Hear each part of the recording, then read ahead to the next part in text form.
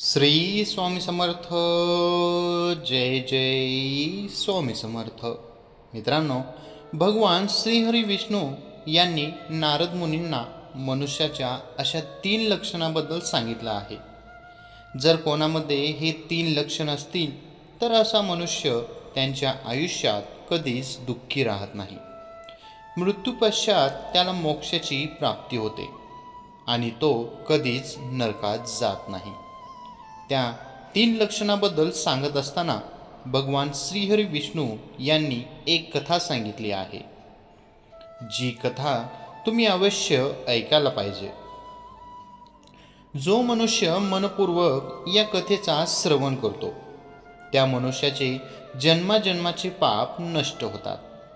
त्याचबरोबर त्या मनुष्याला सर्व सुख ऐश्वर्य प्राप्त होते. मित्रांनो, पुढील माहिती आवडली तर नक्की लाईक, कमेंट आणि आपल्या चॅनलला सबस्क्राईब करायला विसरू नका. एका गावामध्ये एक खूपच भाग्यशाली राजाराम नावाचा शूद्र राहत होता, जो कधीच कोणत्याही गोष्टीची अधिक लोभी झाला नाही. तो गरीब होता, पण चुकीच्या मार्गाने कधीच धन कमवत नव्हता. तो कधीच कोणतेही पाप कर्म करत नव्हता आणि पैसे कमवण्यासाठी कोणतेही वाईट कर्म करत नव्हता. त्यानंतर एकदा भगवान श्रीहरी विष्णू यांनी त्याची परीक्षा घेण्याचं ठरवलं आणि जेव्हा तो शूद्र नदीमध्ये स्नान करण्यासाठी गेला तेव्हा देवाने 2 सुंदर वस्त्र नदीच्या काठावर ठेवले आणि जेव्हा तो शूद्र स्नान करून नदीतून बाहेर आला तेव्हा त्याची नजर त्या वस्त्रावर पडली. ते सुंदर वस्त्र पाहून त्या शूद्राच्या मनात लालच आलं नाही. त्याने विचार केला की हे वस्त्र दुसऱ्याचे असते आणि कोणीतरी हे वस्त्र येथे विसरून गेला असेल. असा विचार करून तो गुपचूप तिथून निघून गेला. त्यानंतर देवाने त्याची आणखीन एक परीक्षा घेण्याचा विचार केला व त्यानंतर देवाने एका फळामध्ये सोन्याच्या मोहरा टाकून तो फळ एका झाडाच्या खाली ठेवला.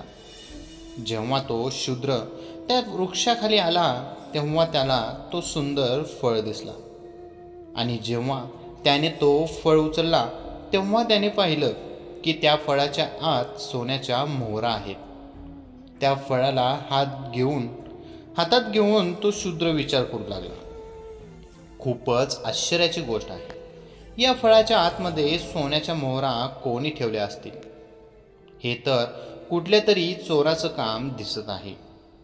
असं म्हणत त्याने तो फळ तेथेच ठेवून दिला आणि विचार करू लागला की मी जर या फळामध्ये असलेल्या सोन्याच्या मोहऱ्या घेतल्या तर माझ्यामध्ये लालच उत्पन्न होईल आणि या धनाची रक्षा करण्यासाठी मला खूपच संकटाचा सामना करावा लागेल. बिना कार्य करता प्राप्त झालेले धन अहंकार निर्माण करतो. मनुष्याला जेवढा लाभ होतो त्याचा लालच तेवढाच वाढत जातो. लालचमध्ये असलेल्या मनुष्याला नेहमी नरकातच राहावं लागतं. जर मी ह्या सोन्याच्या मोहरा घेऊन घरी गेलो तर ही सोन्याची मोहरा पाहून माझ्या पत्नीची आणि पुत्राची बुद्धीसुद्धा भ्रष्ट होईल, ज्यामुळे त्यांच्यामध्ये सुद्धा अहंकाराची भावना जागृत होईल आणि अहंकारातून क्रोधाची उत्पत्ती होत असते व त्यामुळे घरामध्ये क्लेश होतो. अहंकार, लालच आणि क्रोध केल्याने पुण्य नष्ट होतात आणि त्यामुळे माझी जीवनभराची तपश्चर्या नष्ट होईल. माझी तपश्चर्या नष्ट झाल्यानंतर मी सुद्धा पापीच बनेल. असा विचार करून त्या शूद्राने तो फळ तेथे जमिनीवर ठेवून दिला आणि गुपचूप तिथून निघून गेला. त्या वेळेला आकाशातून सर्व देवता त्या शूद्राला पाहून त्याची प्रशंसा करत होते. देवाने आणखीन एकदा त्या शूद्राची परीक्षा घेण्याचा विचार केला आणि एका साधूचा वेश धारण करून देव त्या शूद्राच्या गावामध्ये गेले व त्यानंतर देव लोकांना त्यांचे भविष्य सांगू लागले. सर्व गावातील लोक त्या साधूची चर्चा करू लागले आणि ही गोष्ट सर्वत्र वाऱ्यासारखी पसरली होती. जेव्हा ही गोष्ट त्या शूद्राच्या पत्नीला समजली तेव्हा ती सुद्धा त्या साधूच्या जवळ आली आणि साधूला तिच्या भाग्याबद्दल विचारू लागली. जेव्हा त्या साधूने सांगितलं, हे पुण्यवान स्त्री, देवाने आज तुझ्यासाठी खूप सारं दिलं होतं, परंतु तुझ्या मूर्ख नवऱ्याने त्याचा त्याग केला आहे. त्याने तो धन तेच फेकून दिला आहे. तुझ्या घरामध्ये धनाची खूप कमतरता आहे. तुझा नवरा जेव्हापर्यंत जिवंत आहे तेव्हापर्यंत तुला दारिद्र्य भोगावे लागणार आहे. हे पुत्री, तू आत्ताच तुझ्या घरी जा आणि तुझ्या नवऱ्याला झाडाखाली सापडलेल्या धनाबद्दल विचार. तेव्हा त्या शूद्राची पत्नी धावतच तिच्या घरी गेली आणि नवऱ्याला विचारू लागली, अहो, तुम्हाला आज एका झाडाखाली खूप सारं धन मिळालं होतं. तुम्ही ते फेकून का दिलं? देवाने दिलेल्या धनाला कोणी लाथ कशी मारू शकतो? तुम्ही असं का केलं? पत्नीचं असं बोलणं ऐकून तो शूद्र आश्चर्यात पडला आणि तो विचार करू लागला, तुला ही गोष्ट कोणी सांगितली? तेव्हा त्याच्या पत्नीने त्याला त्या साधूबद्दल सांगितलं. त्यानंतर ती शूद्र त्यांच्या पत्नीला घेऊन त्या साधूजवळ गेला. साधूजवळ गेल्यानंतर त्या शूद्राने साधूला विचारलं, हे साधू महात्मा, तुम्हाला ही गोष्ट कशी समजली? तेव्हा ते साधू म्हणाले, हे पुत्र, आज तुला खूप साऱ्या धनाची प्राप्ती झाली होती. देवाने तुझी गरिबी दूर करण्यासाठी एका फळ्यामध्ये सोन्याच्या मोहरा ठेवल्या होत्या. तू देवाचा अपमान करत त्या सोन्याच्या मोहरा फेकून दिल्या आहेत. तू असं का केलं आहेस? मला असं वाटत आहे की तुला दारिद्रता आवडत आहे. धनाशिवाय ह्या जगात जगणं खूप कठीण असतं. त्यामुळेच तू ताबडतोब जा आणि त्या फळातील त्या सोन्याच्या मोहरा घेऊन परत ये. तेव्हा तो शूद्र म्हणाला, हे साधू महात्मा, मला धनाची कोणतीच इच्छा नाही. धन संसार बंधनात टाकणारा एक मायाजाल आहे. जो पण मनुष्य धनाचा लालच करतो त्याचा उद्धार कधीच होत नाही. जेव्हा मनुष्याकडे खूप धन असतं तेव्हा त्याला चोर, नातेवाईक आणि राजापासून भीती वाटू लागते. सर्व लोक धनिक व्यक्तीला मारण्याची इच्छा ठेवत असतात. मग अशा परिस्थितीत धन मला सुख कसं प्रदान करू शकतं? धन पाण्यासाठी घातक आहे आणि धन पापाचा साधन आहे. धनवान व्यक्तीचा घर क्रोध, अहंकार आणि लोभ अशा गोष्टींनी भरलेला असतो. धन दुर्गतीचे कारण आहे. तेव्हा तो साधू म्हणाला, हे शूद्र, ज्यांच्याकडे धन असतो त्यांच्याकडेच मित्र असतात. ज्यांच्याकडे धन असतो त्याला सर्वजण मान सन्मान देत असतात.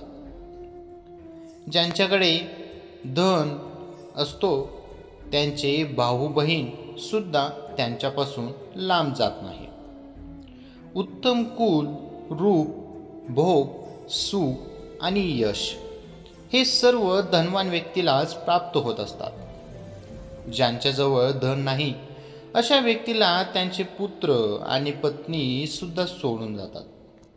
जो जन्मापासूनच गरीब आहे त्याला अनेक दुःख भोगावे लागतात. स्वर्गप्राप्तीसाठी जे धर्मकार्य केले जातात त्यांच्यासाठी सुद्धा धनाची आवश्यकता असते. धनाचा अभाव असल्यावर व्यक्ती स्वर्गाला सुद्धा प्राप्त करू शकत नाही. दान केल्यामुळे व्यक्तीला मोक्षाची प्राप्ती होत असते, परंतु निर्धन व्यक्तींजवळ धन नसतो त्यामुळे तो दान सुद्धा करू शकत नाही. मग अशा परिस्थितीत त्याला मोक्ष कसा मिळेल? रोगांचे निवारण, त्याचबरोबर शरीराला स्वस्थ ठेवण्यासाठी धनाची आवश्यकता असते. धनाशिवाय शत्रूवर सुद्धा विजय प्राप्त करणे अशक्य आहे. धन असल्यावर तुम्ही दानधर्म करून शीघ्र स्वर्गाची प्राप्ती करून घेऊ शकता. मग असं असताना तू धनाचा त्याग क्या करत आहेस? तेव्हा शूद्र म्हणाले, हे महात्मा, इच्छांचा त्याग करून सर्व व्रत पाळले जातात. जो आपल्या इच्छांचा, कामनांचा त्याग करत असतो त्याला कोणतेही व्रत करण्याची गरज नाही. जो क्रोधाचा त्याग करतो त्याला सर्व तीर्थाच्या दर्शनाचे फळ मिळते. जो दया करतो त्याला जपाचं फळ मिळतं. आणि सर्वात मोठी संपत्ती म्हणजे संतोष. जो संतुष्ट असतो तोच या जगामध्ये सर्वात मोठा धनवान आहे. आणि अहिंसा सर्वात मोठी सिद्धी आहे. जो कधीच हिंसा करत नाही त्याला सिद्धी प्राप्त होत असते. माझ्यासाठी मी जे भिक्षा मागून अन्न मिळवतो तेच अमृता समान आहे. उपवास माझ्यासाठी एक चांगली तपश्चर्या आहे. आणि संतोष माझ्यासाठी सर्वात मोठा भाग आहे. आणि एका कवडीचे दान हे माझ्यासारख्या व्यक्तीसाठी मोठं दान आहे. माझ्या सामर्थ्यानुसार मी जे काही दान करतो तोच सर्वात मोठा दान आहे. परस्त्री माते समान आहे आणि धन माती समान आहे. हे साधू महात्मा, याच कारणामुळे मी ते धन घेतले नाही. मी तुम्हाला सर्व खरं खरं सांगतो.